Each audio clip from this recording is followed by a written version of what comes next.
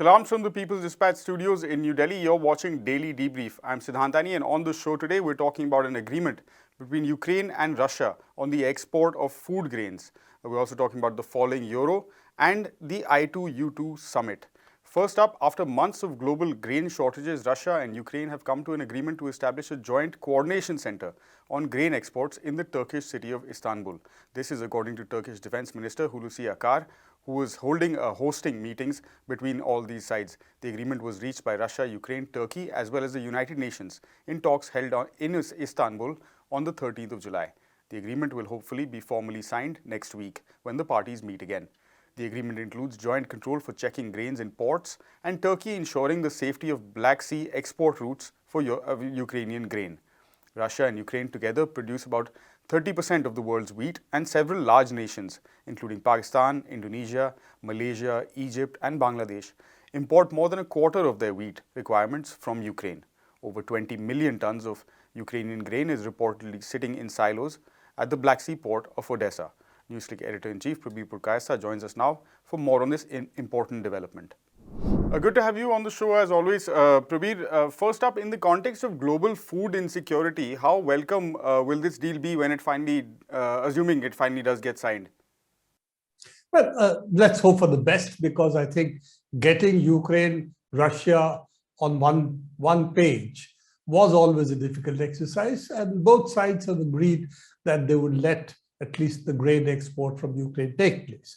Of course, the key issue here was the Ukrainian side, which is something which has been obfuscated in the global media, that they have mined the harbors, and their apprehension that there might be naval action to capture the harbors from the ocean side was the argument of why they have mined the Black Sea harbors, and Odessa being, of course, the big one, where there's a huge amount of grain already stockpiled over there for export.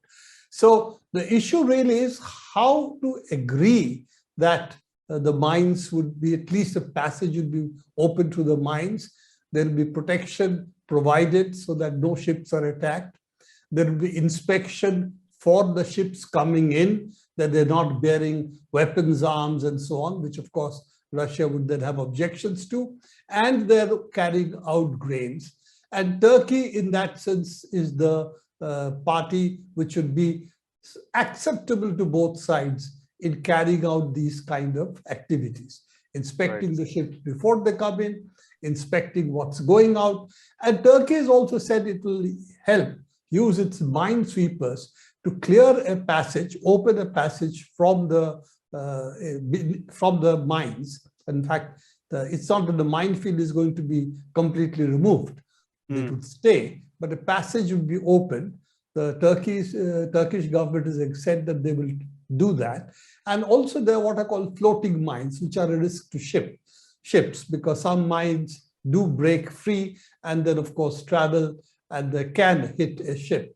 So that increases the risk to the ship, and of course, as you know, the insurance costs to the ship. Therefore, Turkey has also said it will take care of these floating mines which are there, and they would therefore help facilitate not only demining of the harbor, but at least the channel that will be open, but also taking care of other mines, loose mines that may be there, which might float and hit the ships. So in that sense, Turkey is playing an important role to see that this deal goes through, and therefore it of course inserts it in a critical position in this war. It's a part of NATO, but is not willing to fight the Russians, unlike the other NATO countries. So therefore, it's relative neutrality and acceptance at the moment of both sides. Though obviously the US and its close allies have very, very different opinion of Turkey, very distrustful of Turkey and so on. But it seems at the moment, under the United Nations intervention, they're the ones who got everybody on board. And given the importance of what the grains mean, our flow of grains mean to the world in terms of food, that I think this is a very, very welcome development. We have to still cross our fingers and wait for another week or so till it is completely finalized and the process starts. It may take 2 weeks, 3 weeks, 4 weeks to start the process, But I think the start is the important part. The agreement at the start is the important part. Is the important part. You did bring up, Prabir, the wider context of the ongoing conflict. How do we look at this agreement in sort of in that sense? Like, because no real mention of any other discussions apart from this channel for shipping grains has been made. So what would, according to you, how are we positioned in terms of a wider, longer lasting peace? I don't think this has any bearing on that, very honestly, because Ukraine needs to export its grains to get money. The rest of the world, particularly countries which are short of wheat, Egypt, for example, the Arab world, parts of Africa, where they have switched to cash crops and therefore they're short of food crops. Right. So this wheat is going to be extremely important. And nobody in the world wants instability of the kind that has affected Sri Lanka, for instance, to take this cascade across the world. And the food prices are going up, and it's very sensitive because if the 10% increase in food prices, you could have starvation of certain sections of the people in different countries. People do live from shop to mouth, so to say. So therefore, given that, I think this is very, very important that everybody understands that this is not a matter of war, but in spite of the war, what is it that we can do? And you know, even in the Second World War, the United States or its companies, not the United States directly, but its companies were exporting oil to Germany. And so, you know, this is not something that is completely unknown in the annals of war, that during war, certain kinds of trade still continues. And the need of capital in that sense trumps the need of countries' interests sometimes. But given that, I think this is a very welcome development. And I think all sides are agreeing that they cannot risk instability of the war for a Ukraine war. And whatever happens in Ukraine, the issue of exporting grain is important for Ukraine, and that will continue to be so. But the grain reaching the global market is extremely important for a number of countries. And I think that is the common interest which has brought everybody together. And Russia from the beginning has said, we are not stopping grain exports. You have mined the harbor. So you need to take out those mines and allow the ships to go. Otherwise, ships can't go. So I think that position, which was really obfuscated in global media, they said it's Russia which has stopped exports. I think now it has at least become clear that it wasn't just Russia, stopping exports, having decided nothing is to go out of Ukraine. They have been saying for a long time, we are quite willing to let the ships go. We only want to check what is coming in and what goes out. That's all. We're not interested in anything further. But it's Ukraine which has mined the harbor, and that is why the ships can't go. That is finally something which has been accepted. Yes, there are two parts to the story. One is Russian ships by not imposing kind of embargo, which is what the West said, and mining of the harbor, which the Russians said, that both apparently were true. Russia had conditions, and yes, Ukraine had mined the harbor, and they're not willing to demine the harbor to let the grains be exported. Right. Thanks very much for that update, Prabir. I'll ask you to hang on for a minute because we're talking about also a somewhat connected issue, the falling euro up next. So we'd get your perspective on that as well. The euro has fallen below the dollar for the first time in nearly 20 years. Several factors have contributed to the nearly 12% decline in the value of the European currency against the US dollar since the start of this year, including, of course, the war in Ukraine, fears that Russia may sort of shut down Europe's supplies of energy, and an aggressive approach from the US Federal Reserve. Prabir is still with us, and he'll help us connect the dots. So Prabir, the Eurozone is reeling, inflation is high almost across the board, and signs of a recession looming large. How does the falling euro value, the currency, factor into all of this? The stagflation issue, that you have the currency depreciating as well as also an inflation, both these things seem to be happening simultaneously, and it's not only in Europe, it's also happening in Japan. It's happening to a lesser extent in India. Not that we are not facing the depreciation of the rupee, but I think we have had a 6% depreciation as against something like 20% depreciation of the yen, and something of a similar order for the euro as well. Double that, yeah, around 12%. Oh, sorry, let me correct that. So we have had the rupee has depreciated by about 6%. Yen by about 20%, and euro by about 12 to 13% over the last few months. So given that, yes, countries are facing both stagnation, supply chain breakages, COVID-19 still is there, all this kind of issues, absence of food, oil prices going up. So there is a set of issues which are already plaguing the global economy, but it has had a differential impact on the value of their currencies. And the value of the currencies which have depreciated most sharply, at least in the big economies, is actually the euro and the yen. These are the two ones which have depreciated significantly.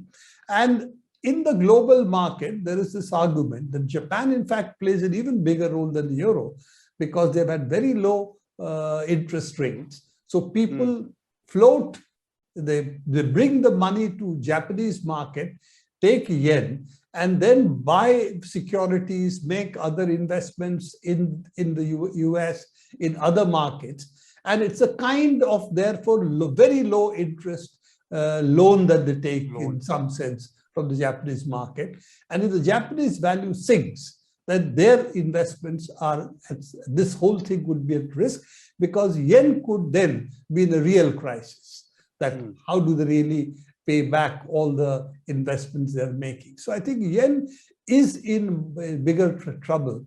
And the trigger is that if, according to Rabani, who had predicted, if you remember, the 2008 crisis, he said if it hits 140, then we are in trouble. The yen will be in trouble, yen will be forced to raise its interest rate, and then we will be in trouble. So that is one. But the euro falling and yen falling both have one common factor. They are both also linked to the fact that they don't have oil and they have sanctioned Russian oil.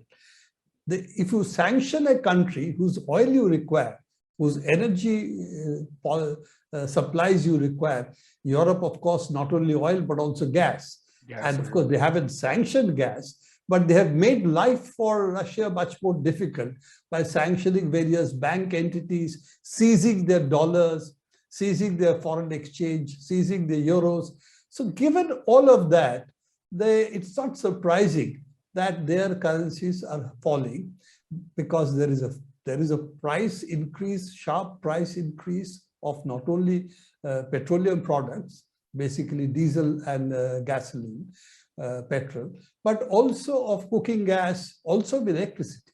A lot of the electricity, in fact, I think both in Japan now, as well as in Europe, is essentially from gas. So gas-fired plants are very important to their energy production mix. And they set, in fact, the price of electricity in the European market. So given that, the price of electricity has gone up almost 2 to 3 times. Now, given all of that, the people are squeezed. So you have on top of this euro falling, which doesn't affect me if I'm a consumer directly, except when my euro doesn't buy as much as it could. And that's what we're seeing when it comes to energy. But the bigger problem is really that they will be forced to raise interest rates because otherwise euro and yen are flowing to United States because they have raised their interest rates. And therefore it's more lucrative for money, finance transactions, those who believe in just money should earn money, to invest now in the dollar more than in the euro or the yen. So that's the other reason hot money flows out to dollar when the dollar interest rates go up, as it's happening from India too.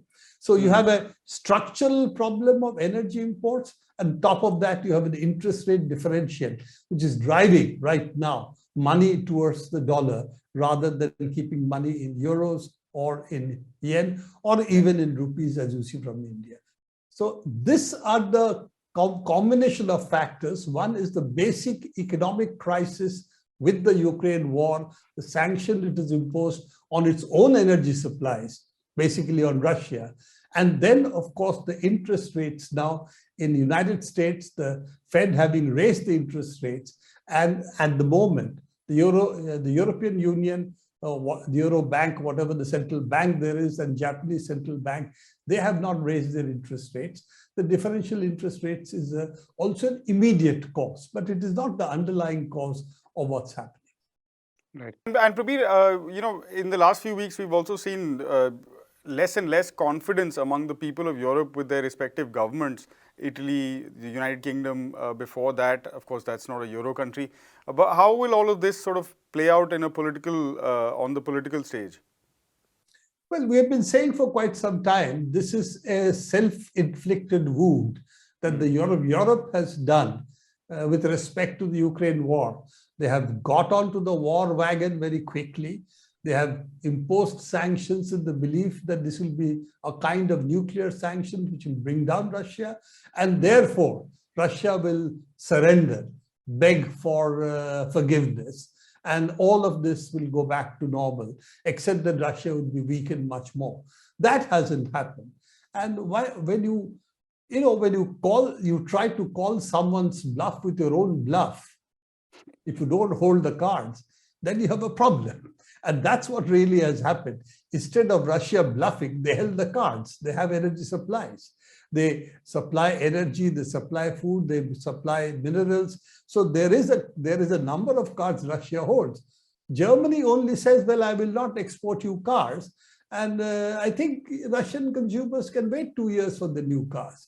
So it's not going to be a big issue. And Chinese cars are there. Russia will manufactures its own cars. So it's not a big threat.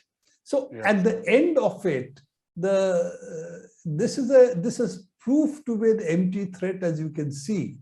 And at the moment, why the Europeans did not understand this, did not plan for this, that this is not the path we should go down, and why even now it is not talking of peace, that some way we should resolve this crisis, which started really as much as Russia's claims, as they say, but as much from NATO's wanting to expand into eastward Ukraine. So given that, they have to come to the conclusion that if they continue this, they're going to only lose more. So therefore, the need for peace, which is very important for the Ukrainian people, for the Russian people, and all of us, is the demand that should come from various sections. Instead of saying we need to bleed Russia more and punish them for what they have done. Because if we go to punishment for the past sins, then we have to punish Europe for a lot more for what they have done to us. A lot of countries have to punish the United States for its coups and for its military attacks that it has done, Afghanistan, Iraq, Libya. We can go on this vein.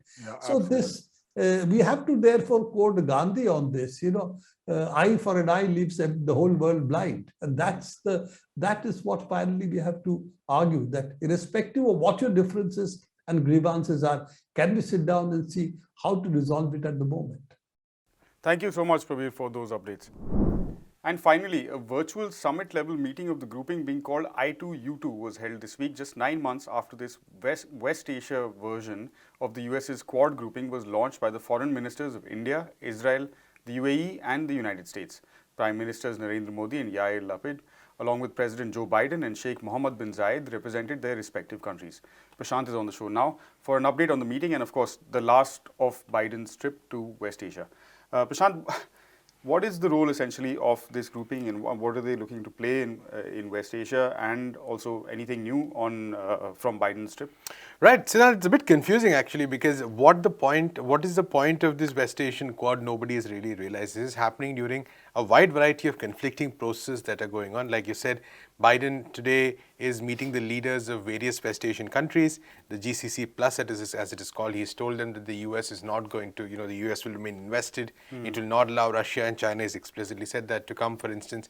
At the same time, this is also happening at a time when there are multiple processes taking place which are not necessarily very helpful to that. For instance, we know that on the one hand, the UAE and Saudi Arabia, for instance, separately are doing their own normalization process with Iran. On the other hand, Israel has been trying to really make sure that the Iran nuclear deal is not revived and create a joint front against Iran. So there are all these processes taking place. There is a peace negotiation going on in Yemen. I mean, not peace negotiation, ceasefire going on in Yemen, which is which is very important at this point of time.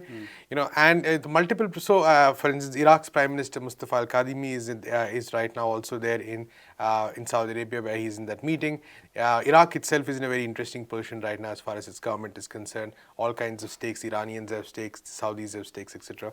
So, keeping all this in mind, it's a very complicated set of processes that are going on. And in between all this, what really the West Asia, this so-called West Asian Quad, is going to do is very, very unclear, because if it's kind of meant to add muscle to the Abraham Accords, I really don't see how it's going to happen, because just because there's an India, US, UAE, Israel section, it's not that more countries are going to enter the Abraham Accords, because for instance, Saudi Arabia has its own constraints, which is why it may not directly normalize ties with Israel, and we talked about that yesterday. Right? And for instance, other countries some of them may be closer to it, some of them may be farther to it, but it's not this formation is going to actually do anything about it. And this formation also risks on actually in some senses being on the wrong side of history as well, because we know that there is globally there is an increasing amount of dissatisfaction with Israeli policies towards the Palestinians. Many more organizations, for instance, like we talked about before, calling Israeli policies apartheid. And at this point of time, the idea that aligning and for joining more blocs with Israel, what, for instance, purpose does it serve for India? It's absolutely unclear. At least all the other three countries, I mean, the UAE and Israel and the region, the US is a global threat, or is globally everywhere. So, but what interest India, for instance, is going to gain out of this, it's not very clear. There are some projects announced, commercial projects, which might benefit India, but these did not have to happen within the framework of the I2U2. So it's a bit of a uncertain situation right now, because I don't see how anybody. I mean, Israel is of course happy with more legitimacy in these kind of forums. But other than that, and the United States of course always pandering to Israel's wishes. Following the Israeli agenda, boosting Israeli presence in the region. The UAE also has its own benefits, but what really benefit India got out of this slide quite unclear out also. But yeah, also looking at a larger scene, I think that even the current Biden meeting with the heads of West Asia kind of masks the fact that there is complete chaos as far as US policy in the region is concerned. The fact that many of the players in the region are sort of understanding that it doesn't make sense to be completely 100% aligned with the US interests also. So then obviously nobody's going to throw away US influence or take a stance against the US, no question of that. But I think there are also going to be negotiations. Some of these players are probably going to take a bit more of a balanced stance, and we've already seen that with respect to Saudi Arabia and China, Saudi Arabia and Russia for that matter. And next week when you're going to see Vladimir Putin talking to Iran, for instance, that might be a very interesting moment as well. So keeping all these things in mind, I think it's not been a great visit necessarily for Biden. Most of the announcements are pretty mundane, or pretty nothing that required a presidential visit or an intervention. All right. Thanks so much. That's all the time we have, unfortunately, today, Prashant. From Prashant and myself and the entire People's Dispatch team, that does it for this episode and this week on Daily Debrief. We'll be back on Monday. Until then, you can head over to our website, peoplesdispatch.org, for details on all of these stories and much, much more. And also do give us a follow on social media for regular updates. Thank you for watching. Goodbye.